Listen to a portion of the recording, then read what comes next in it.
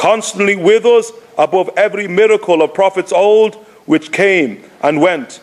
Damat ladaina. What he means by constantly with us is that when we look at the prophets before us, before the Prophet ﷺ, you find that whatever miracles that Jesus did, ja'at wanqadat, they manifested, dhaharat wanqadat, and then they ceased, finished. Where are the miracles of Jesus now?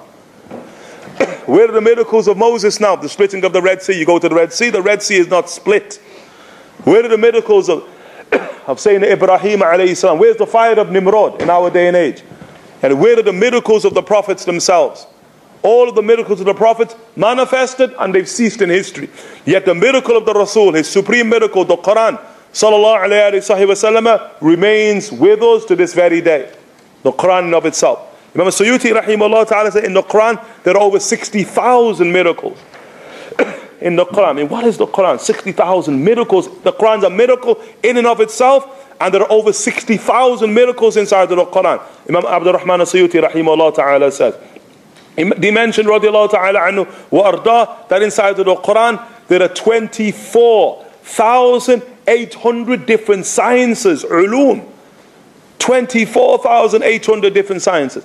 They mention inside of the Quran that every single verse in the Quran has 60,000 different interpretations. Fahm, mafahim, understandings of the Quran in of itself. And you read a tafsir, like one of the great tafsirs, which try to give us the different understandings of a verse, like Ibn Juzay al-Kalbi, in his Tasheel fi Ulum al-Tanzil, in his facilitation, the sciences of revelation.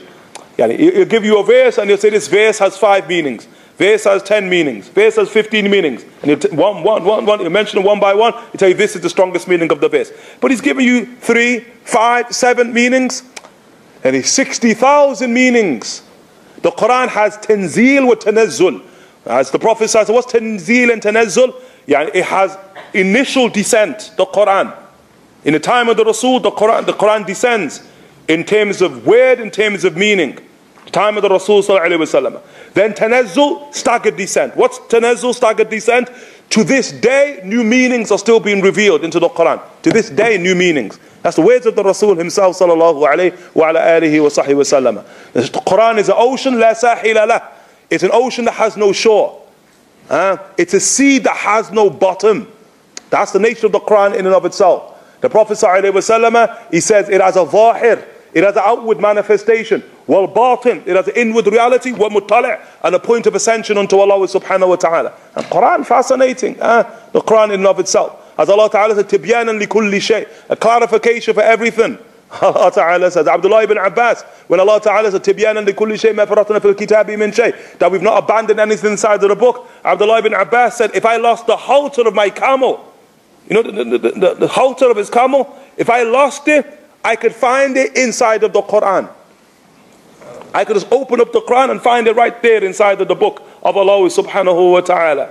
Araft, in a cave. One of our teachers of Quran, mashallah ta'ala, may Allah ta'ala preserve him, he mentioned about his teacher of the Quran. That one of his teachers of the Quran is called Ar-Rahil. He says that once when Iraq, then and before, as it was of a recent, occupied by the British.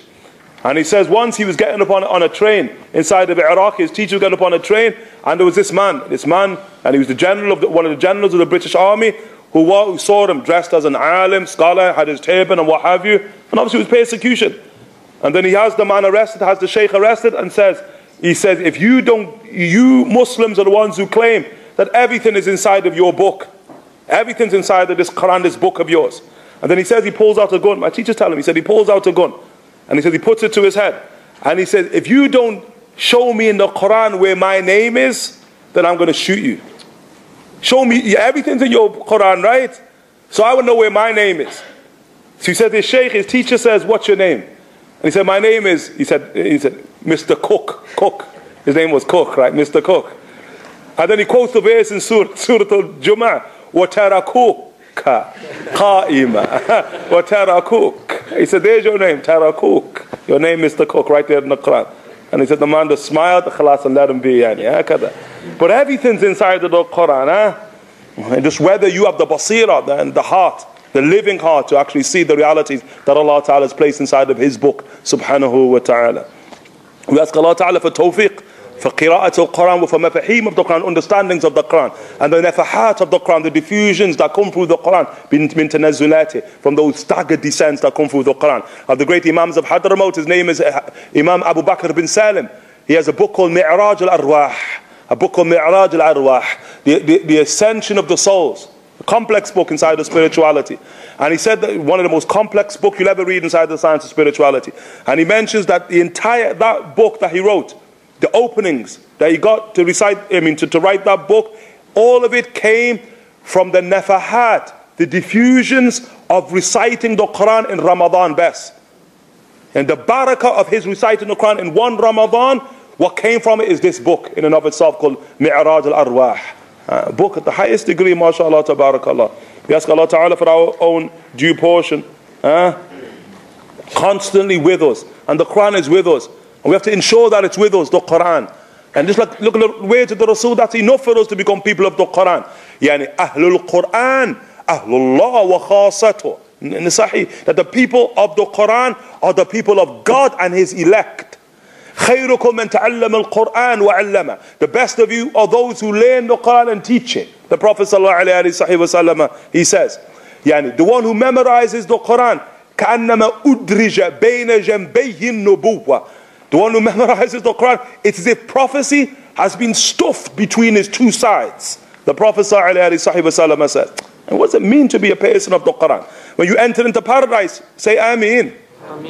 So when you enter into paradise, that you'll be said, Iqra. The first word you get from the angel, Iqra. Recite the Quran. Fartaqi. And ascend. Look at the word, Iqra fartaqi. Ascend, yani recite and ascend. And you shall ascend to where you recited from the Quran. That's why some of them say that the nature of Jannah in and of itself, the architecture of Jannah is Qur'ani. It's Qur'anic. That the degrees of paradise are in accordance with the verses inside of the Quran in and of itself.